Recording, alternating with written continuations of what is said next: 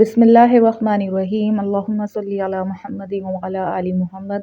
السلام علیکم ورحمۃ اللہ۔ تمام تعریفیں اللہ رب العالمین کے لیے جو تمام جہانوں کے پروردگار ہیں۔ بعد اللہ رب العزت کی تعریف کے لاکھوں کروڑوں درود و سلام بجانب خاتم النبیین حضرت محمد مصطفیٰ صلی اللہ علیہ وآلہ وسلم پر۔ اللہ رب العالمین کا بہت بڑا کرم کہ انہوں نے ہمیں اپنے محبوب خاتم النبیین حضرت محمد مصطفیٰ صلی اللہ علیہ وآلہ وسلم کا امتی بنایا۔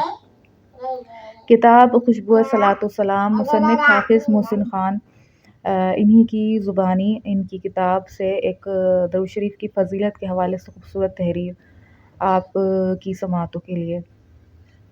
اللہ پاک عمل کی توفیق عطا فرمائے۔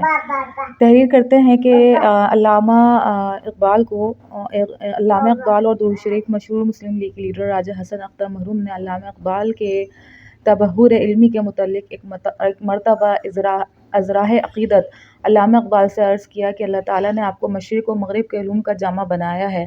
علامہ اقبال نے فرمایا، مجھے ان علوم نے چندہ نفع نہیں پہنچایا، مجھے نفع تو صرف اس بات نے پہنچایا جو مجھے میرے والد نے بتائی تھی۔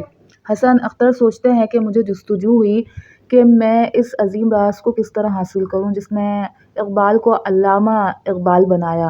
آخر دل کو مضبوط کر کے عرض کیا، حضور وہ کیا بات تھی؟ پوچھنے کی جسارت کر سکتا ہوں۔ تب علامہ محمد اقبال نے فرمایا کہ رسول اکرم صلی اللہ علیہ وآلہ وسلم کی ذات اقدس پر درود و سلام کی کثرت کرنا۔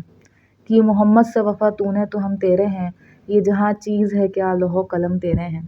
میرے عزیزوں، علامہ اقبال رحمۃ اللہ علیہ کے جتنے بھی تجربات و مشاہدات اٹھا کر دیکھ لیں، سب میں بیک وقت ایک ہی چیز مشترک نظر آئے گی، اور وہ ہے عشق رسول صلی اللہ علیہ وآلہ وسلم۔